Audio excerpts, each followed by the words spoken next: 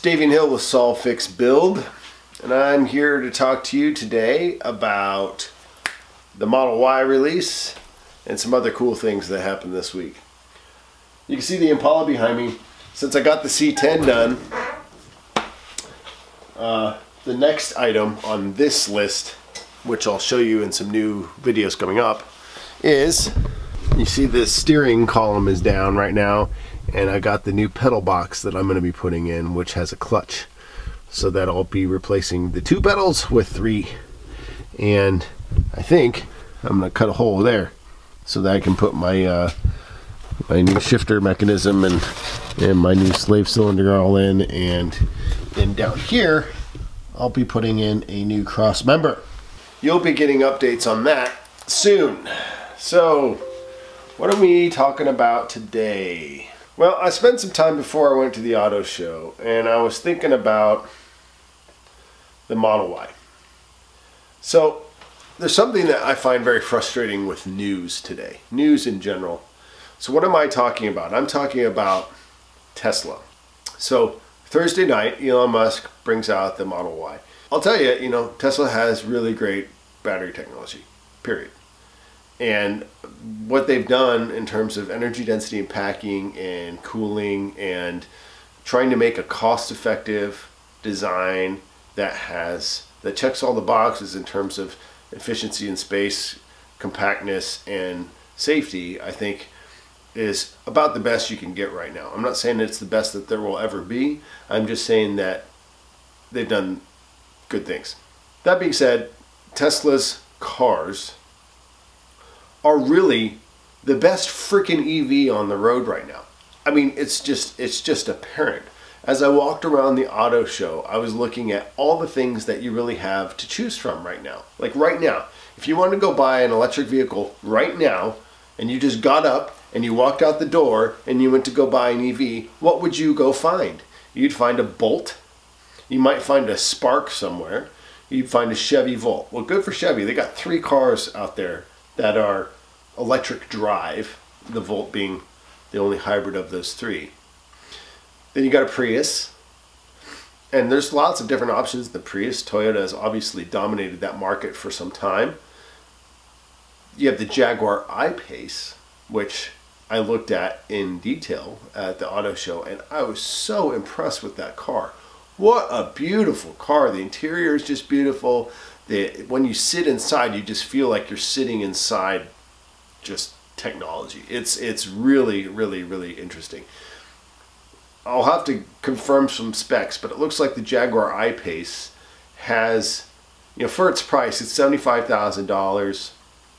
If they continue on the sales pace that they're making right now, they might sell 10,000 of them a year, and it seats 5, and it's a 0-60 in 4 seconds, but it's got kind of low cargo capacity, and you can sort of see it when you look at it. There's not a lot of rear hatch room. It's like almost wannabe SUV hatch, but it's not. It's almost sedan trunk at the same time. So I don't understand why they didn't try to make it more utilitarian that way, but it really kind of cuts down on its usable space. So therefore, if you're placing the Jaguar I-Pace amongst competitors, which might be almost in the same category as the Model X, the Tesla Model X, it really can't compete in terms of storage.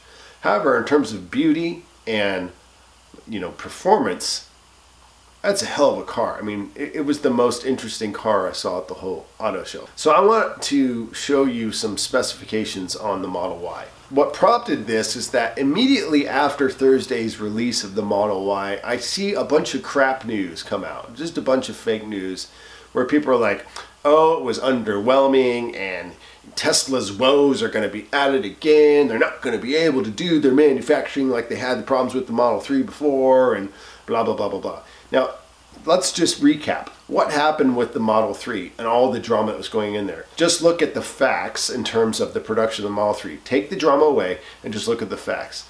What were the facts? The facts were they said that they were going to deliver the Model 3 earlier, and they delivered it later. However, they also said that the Model 3 was going to be profitable. Fact, it was indeed. They also said that they would start to get up to 5,000 cars per week. Fact, they did. They also said that it would be sort of the holy grail for them and that it would start making more profit. And so far, that has proven to be true for at least the past couple quarters. Now, you've got all the people, and I don't know if this is fueled by Tesla shorts, just publishing dumb articles to kind of misinform everybody, but they're saying stuff like, oh, they're going to have to ramp up on this production and it's going to be terrible, completely neglecting the fact that the Model Y shares 75% of its parts with the Model 3. That means that tooling, like at least 75% of the tooling that they need to make the Model Y is already there. The electronics, the drivetrain, the battery tech, and they said, you know, the claims that this is going to be more than 10% margin on a car like this is just improbable, and we aren't going to be impressed with what we find, and you know, we really think that Tesla is basically full of shit. They go into it, and the guy said, well, I got to eat crow, because as soon as he took it all apart, he realized how much they were doing to mass manufacture and modularize the construction of the Model 3, to the point that he showed they took open the rear trunk space underneath the rear trunk floor, and the whole brain for the Model 3 is one box. The whole thing, all the smarts, all the electronics, one box, and there's just wires coming out from that. It's that simple. And when he saw this, he was like, oh, I could see how 30% margins at scale in this car is completely possible.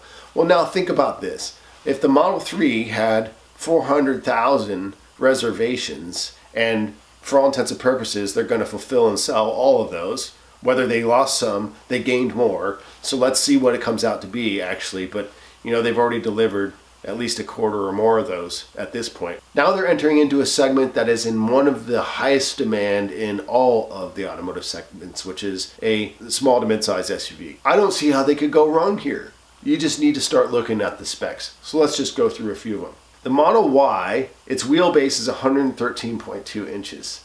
The closest thing to that is the BMW X3. And if you've seen the consistency in what I've talked about before, people often get the competitive segment of Tesla's cars wrong.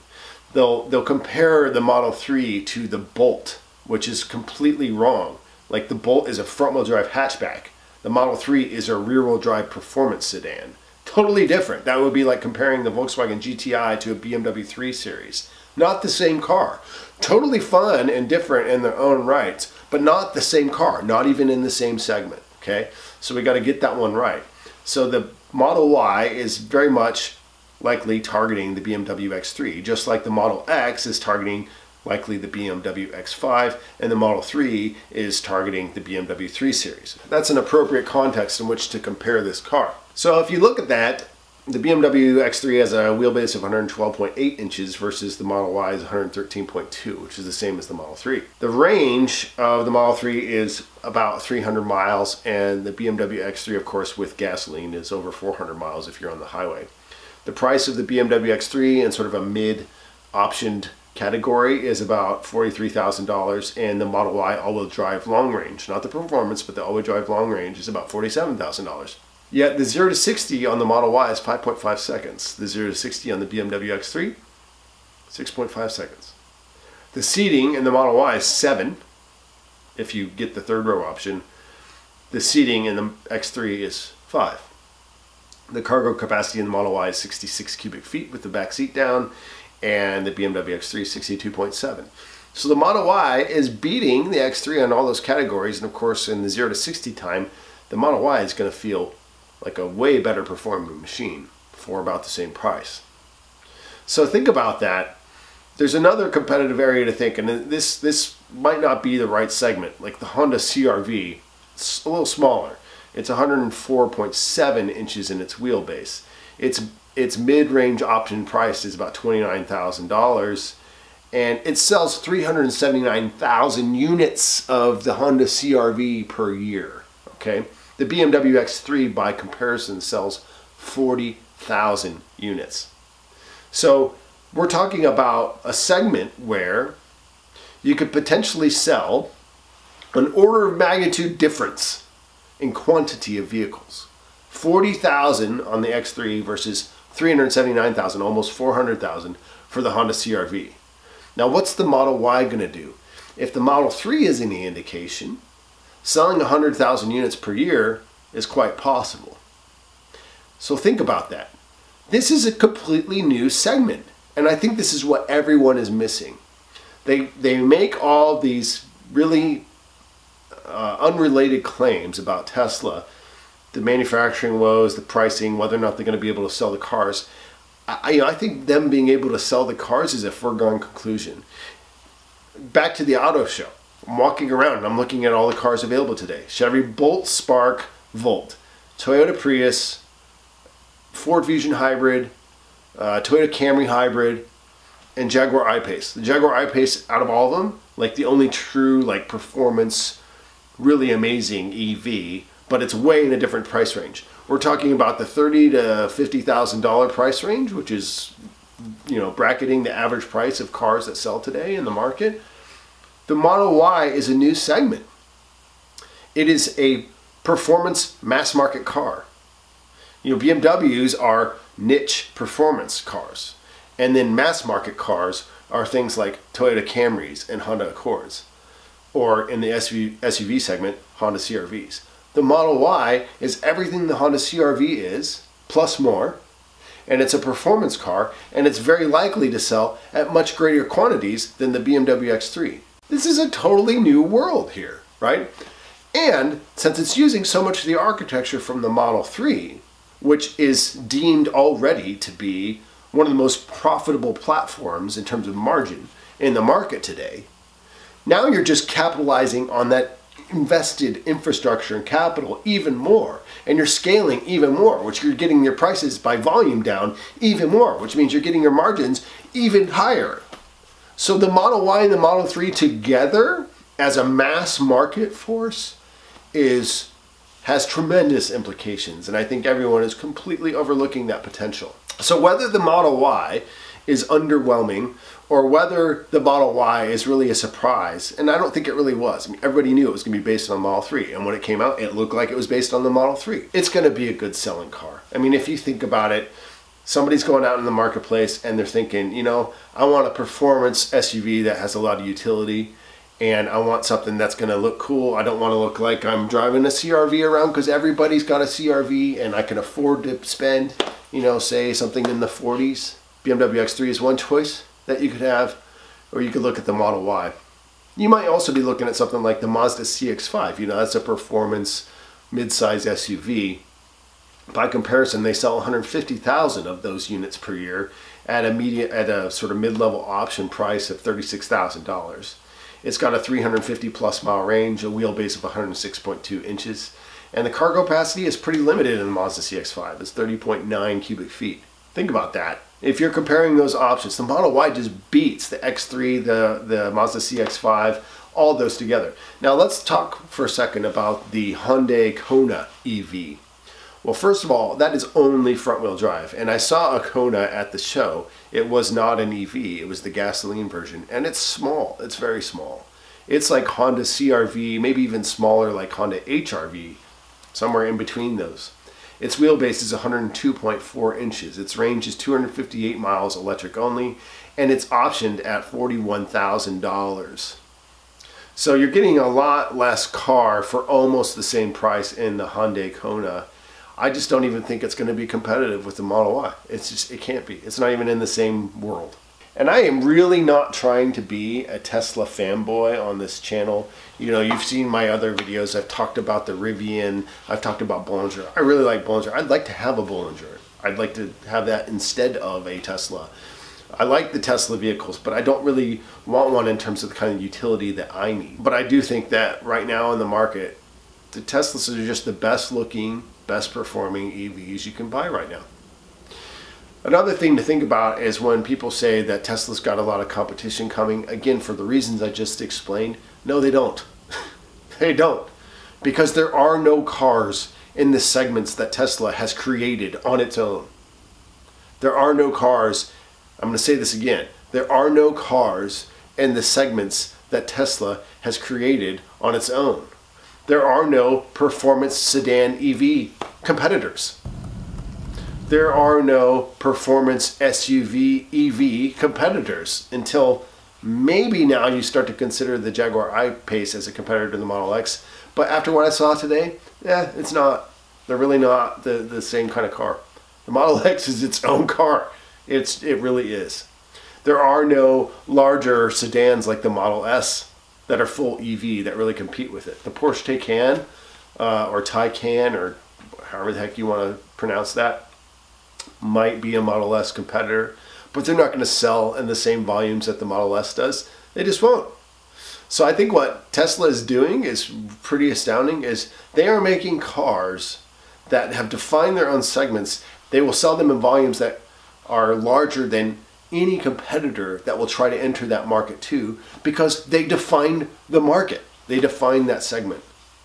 And I guess that's finally the thing I wanted to put my finger on about Tesla. What is it about Tesla that is making them so unique in the market? It's that they define their own segments.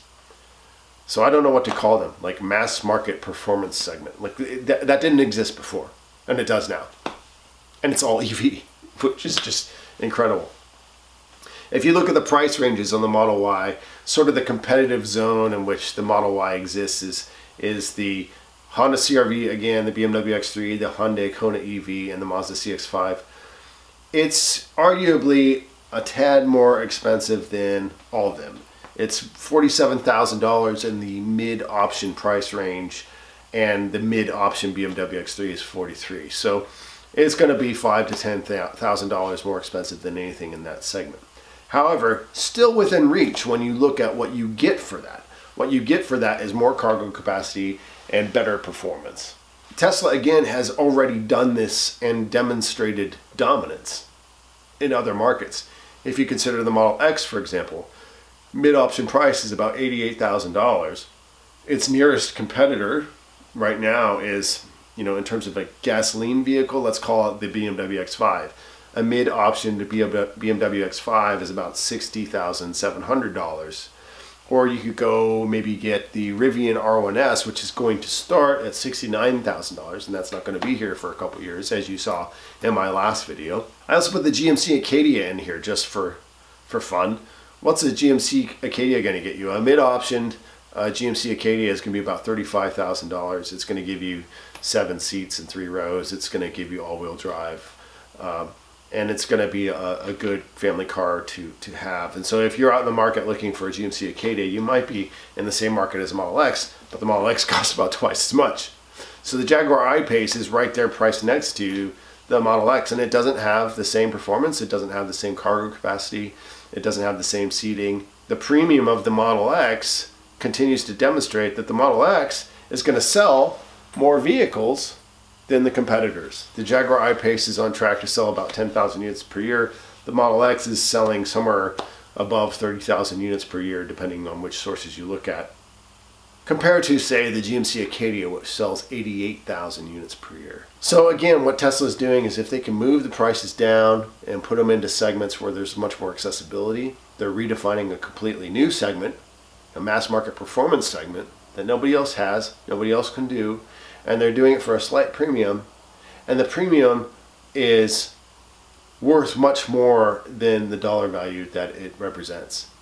If you're paying $5,000 more for a car that simply outperforms everything else in its segment, that's worth the premium. There's really no reason to think that the Model Y couldn't achieve 100,000 units in sales per year, which is just going to blow away anything else that it's even trying to compete with. They'll make some early deliveries at the very end of 2020 just to make sure that they said, hey, we did it by 2020, maybe. They've kind of had a history of doing that. And then they'll very gradually start to make deliveries and roll things up. So the first few hundred cars will start making their way out to the market in Q1 of 2021. And of course, leading up to that all the way through 2020 and perhaps by late 2019, we're going to start seeing the challenges that Tesla will have as they start to ramp up production. But seriously, I don't think that the challenges could be as bad as they were with the Model 3. The Model 3 was creating a whole new car from scratch and doing it in a record time. It was like 2 years. So now they're building another car based on the same platform. They're not completely inventing a new car from scratch. They're borrowing a lot from an existing car that has already demonstrated that it can be produced at scale. Now let's see what this looks like I don't think that their production woes, if any, will be that dramatic, even though the shorts will be trying to make it sound dramatic. And you're going to see a bunch of stupid articles out there that are saying Tesla's not going to make it, they're going to go bankrupt. I mean, again, I showed you before, Bob Lutz has said that Tesla will never make it, and he's been proven wrong over and over. So that dude is cool. I like that guy. I like how he completely disrupted the automotive market multiple times with the introductions of cars like the Viper and the Volt. But he's wrong. He's wrong. I don't know who's paying him to say that about Tesla. Somebody is. Let's see. Let's see the drama unfold. A lot of unnecessary, unreal, fake drama around the rollout of the Model Y. And really, let's look at the facts. In about 2 years, what will have actually happened? 18 to 24 months from now, we're going to see a lot of people say that it couldn't be done, and the Tesla's going to do it. And they're going to continue to maintain profitability. They might have a couple quarters here where they break even because they're making some minor investments into the rollout Model Y. And I'm sure people are going to take those quarters and say, oh, look, Tesla's going to go bankrupt. It's terrible or whatever. But it won't actually happen. And meanwhile, the big three is having their market completely yanked out from under them. And they can't do anything about it because they did not define this segment. Tesla did. The segment of mass market performance, all in an EV, which is just insane. I mean, think about that. What if GM said, okay, I'm going to make a new market, and I'm going to call it mass market performance. And in that market, I'm going to put a performance rear-wheel drive sedan. I'm going to put a performance rear-wheel drive or all-wheel drive SUV. How long do you think it would take them to do that? Like, just ask yourself, how long would it take them to do that? It'd probably take them at least 5 years to do that. And, they haven't done it yet, so that would mean that they're starting to do it now, which means it's going to arrive 5 years from now. Too freaking late, right? What would the cars be? I mean, they could be like really, really lame. I mean, it could be like a Chevy Cruze SS, or what was the HHR? The HHR SS was actually pretty cool, but it was a front-wheel drive turbo 4-cylinder. I mean, who cares? So that's what they would have done. They would have just tried to take their existing platforms and make them a little bit more performance oriented. And the only reason that they would do it that way is because they're looking at it purely from a margin standpoint. They're saying, well, if we invest $1,000 more per car, and when we take them out to market and we charge $4,000 more per car, after all of our overheads of unions and dealerships and all that crap, we might make an extra couple percent on those cars. So this is a good move. Right? They're not revolutionizing anything. They're not creating anything new. They're just going out there and trying to get away with as little effort as possible to create a market. And that's how all the big three are right now. It's just so unfair and completely inaccurate and completely missing the point to be saying that Tesla is going to have a lot of competitors in the market. They're just not, because they made it. Keep a watch out for this. 7 years from now, when most of the cars that you have available to you are electric, and when you go car shopping, you're really looking at mostly electrics and hardly any gasoline powered vehicles at all. You're going to look at this and say, well, Tesla's it. That's like the best EV you can buy. That's my guess anyway. It could be that you're going to look at this and say, well, the big three are really the cars you should be shopping for, and those big three are Tesla, Rivian, and Bollinger? BYD? I don't know. Maybe something. But we'll see what that is. This isn't just about Tesla. This is about electric cars. I showed in the last video that electric platforms are just better. They're pushing the 0 to 60 times down, so they're increasing performance, and they're giving you more utility. And that is not just Tesla. That's going to be everybody. The Rivian R1S, for example, is also going to follow that trend. The Rivian R1T is also going to follow that trend. So this is not just Tesla. This is all electrics. So I guess in the EV space, you can pick performance, utility, and price. Pick two. And you're definitely getting performance and utility, and price is coming down. So it's really just a new world here with EVs. Thank you for watching. This is Davian Hill with Solve Fix Build. Subscribe below. Thanks for watching.